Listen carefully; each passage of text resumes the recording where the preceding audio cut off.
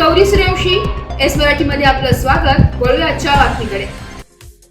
पहलगाम येथील पर्यटकांवरती हल्ल्याच्या निषेधार्थ दिनांक 26 एप्रिल रोजी कळवण शहर स्वयंस्फूर्तीने बंद ठेवण्यात आले होते. तसेच कळवण शहराचे ग्रामदैवत श्री विठोबा महाराज मंदिरामध्ये कळवण शहराचे लोकनियुक्त नगराध्यक्ष, पोलीस प्रशासन, सर्वपक्षीय पदाधिकारी, नागरिक मोठ्या संख्येने मृत पर्यटकांना श्रद्धांजली वाहण्यासाठी उपस्थित होते. अशा पर्यटकांवर अतिशय अमानवीय पद्धतीने अमानुषपणे दहशतवाद्यांनी गोळीबार करत हल्ला केला.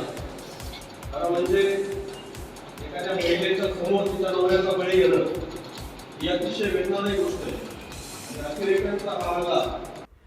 एस मराठी न्यूज साठी प्रतिनिधी शामराव सोनवणे, कळवण.